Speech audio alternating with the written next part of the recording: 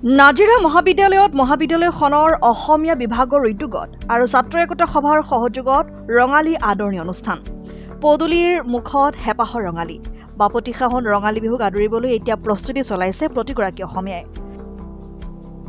নাজিৰা মহাবিদ্যালয়খনৰ অসমীয়া বিভাগৰ উদ্যোগত আৰু ছাত্ৰ একতা সভাৰ সহযোগত দিনজোৰা কাৰ্যসূচীৰে অনুষ্ঠিত কৰা হয় ৰঙালী আদৰণি অনুষ্ঠান। অনুষ্ঠানত পৰম্পৰাগত কৰি খেল, কণী যুঁজ আদি অনুষ্ঠিত কৰাৰ লগতে হুঁচৰি প্ৰদৰ্শন, ঢোল বাদন, পেঁপা বাদন, গগনা বাদন, অসমীয়া থলুৱা খাদ্য, পিঠা পনা আদিৰ মেলাও অনুষ্ঠিত কৰা হয়।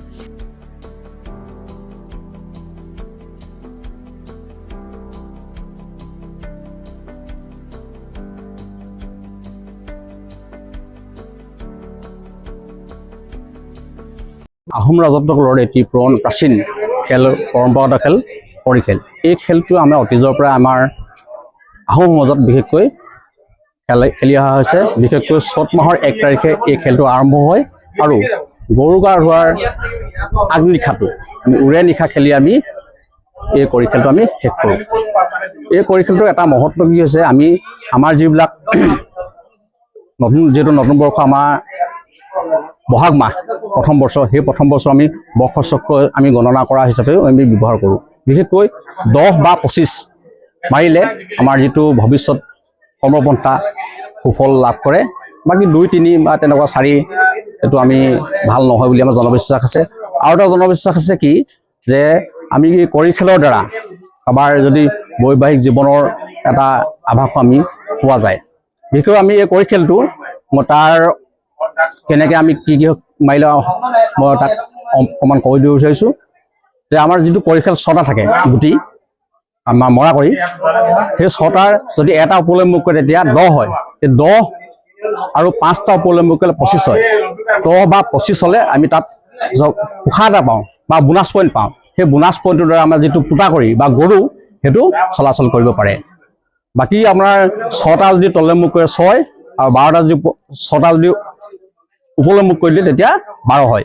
6, 12, 10, 25 এই সংখ্যাকেইটা মাৰিলে যিজনে আমাৰ মাৰে সেইজনে আকৌ সুবিধা পায়।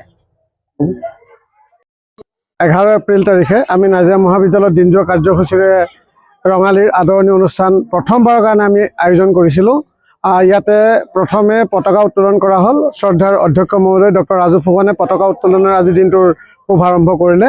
পৰৱৰ্তী সময়ছোৱাত নাজিৰা মহাবিদ্যালয়ৰ প্ৰতিষ্ঠাৰ লগত যিসকল ব্যক্তি অংগাংগীভাৱে জড়িত আছিলে, শ্ৰদ্ধাৰ অৱনী বৰঠাকুৰ ছাৰকে মুখ্য কৰি অন্য প্ৰায় 40জন ব্যক্তি আমি তেখেতসকলৰ ফটো সংকলন কৰিলোঁ আৰু তাতে আমি স্মৃতি চাৰণ কৰিলোঁ।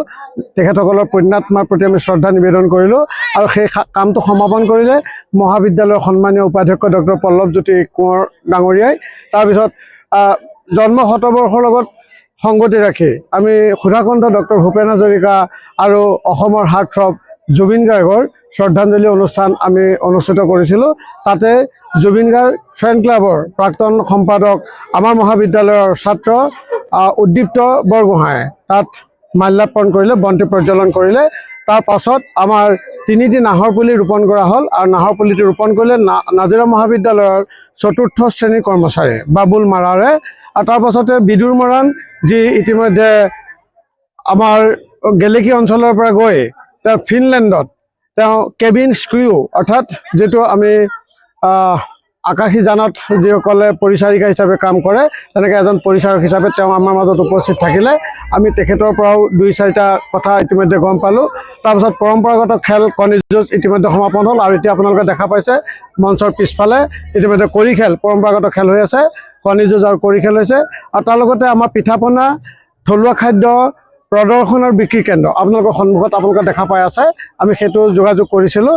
গতিকে এনেকুৱা ধৰণে ইয়াৰ পাছতে দুজোৰা হুঁচৰি হ'ব। নাজিৰা মহাবিদ্যালয়ৰ বৰ্তমানৰ ছাত্ৰ ছাত্ৰীসকলে সেই কাৰ্যসূচীত অংশগ্ৰহণ কৰিব আৰু তাৰ পাছতে আমি মনোৰঞ্জনৰ কাৰণে আৰু জুবিন গাৰ্গৰ প্ৰতি আমি শ্ৰদ্ধা জনাই জুবিন গাৰ্গৰ একান্ত অনুৰাগী সিদ্ধাৰ্থ দাসক আমি নিমন্ত্ৰণ কৰিছিলোঁ।